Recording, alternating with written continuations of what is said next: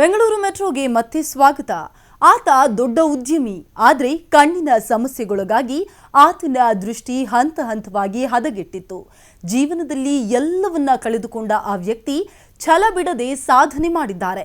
ಕ್ರೀಡೆಯಲ್ಲಿ ಆಸಕ್ತಿ ಹೊಂದಿದ್ದ ಆ ಛಲಗಾರ ಏಪ್ರಿಲ್ 17ರಂದು ನಡೆಯಲಿರುವ ಬೋಸ್ಟನ್ ಮ್ಯಾರಥಾನ್ನಲ್ಲಿ ಭಾರತವನ್ನ ಪ್ರತಿನಿಧಿಸ್ತಾ ಇದ್ದಾರೆ.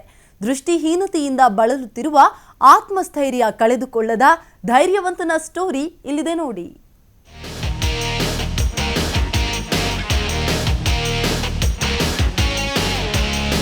ಹೀಗೆ ಮೈದಾನದಲ್ಲಿ ಓಡ್ತಾ ಇರೋ ಇವರ ಹೆಸರು ಸಾಗರ್ ಬಹೇಟಿ. ಮೂಲತಃ ರಾಜಸ್ಥಾನದವರು. ಒಂದಲ್ಲ ಒಂದು ದಿನ ದೊಡ್ಡ ಕ್ರಿಕೆಟರ್ ಆಗಬೇಕೆಂಬ ಕನಸು ಕಂಡಿದ್ರು. ಆದ್ರೆ 5 ವರ್ಷಗಳ ಹಿಂದೆ ದೃಷ್ಟಿದೋಷ ಸಮಸ್ಯೆ ಇವರ ಆಸೆಯನ್ನ ನುಚ್ಚುನೂರು ಮಾಡಿತ್ತು. ಛಲ ಬಿಡದ ಸಾಗರ್ ಅಥ್ಲೆಟಿಕ್ಸ್ ಗೇಮ್ಸ್ನಲ್ಲಿ ಸಾಧನೆ ಮಾಡಿ ಏಪ್ರಿಲ್ 17ರಂದು ನಡೆಯಲಿರುವ ಬೋಸ್ಟನ್ ಮ್ಯಾರಥಾನ್ನಲ್ಲಿ ಭಾರತವನ್ನ ಪ್ರತಿನಿಧಿಸ್ತಾ ಇದ್ದಾರೆ. ಆ ಟೈಮ್ ಅಷ್ಟು ಪ್ರಾಬ್ಲಮ್ ಇರಲಿಲ್ಲ, ವಿಷನ್ ಸರಿಯಾಗಿತ್ತು. ಬಟ್ ಅದಾದಮೇಲೆ ಓವರ್ ದ ನೆಕ್ಸ್ಟ್ 1.5 year ನನ್ನ ಇನ್ನೂ ವಿಷನ್ ಲಾಸ್ ಆಯಿತು. ಆವಾಗ ಗೊತ್ತಾಯಿತು ಏನು ಡಿಫಿಕಲ್ಟಿ ಫ್ಯೂಚರಲ್ಲಿ ಬರುತ್ತೆ.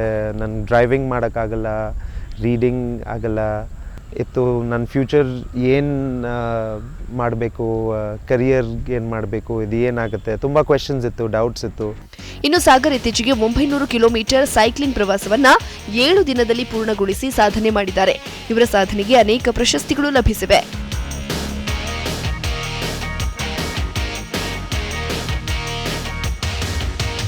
ಅಲ್ಲದೆ ತಮ್ಮಂತೆ ನೊಂದವರಿಗೆ ಆತ್ಮಸ್ಥೈರ್ಯ ತುಂಬುತ್ತಾ ಇದ್ದಾರೆ.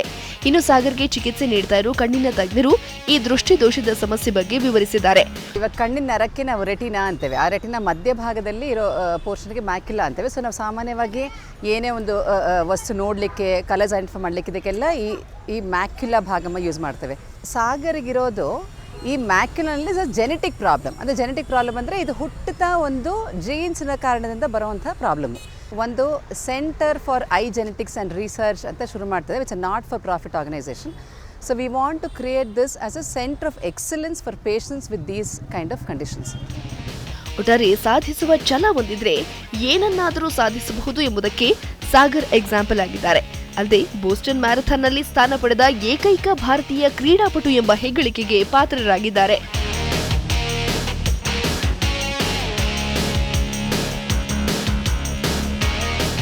ಕ್ಯಾಮರಾಮನ್ ರಾಯುಡು ಜೊತೆ ಭವ್ಯ, ETV ನ್ಯೂಸ್, ಬೆಂಗಳೂರು.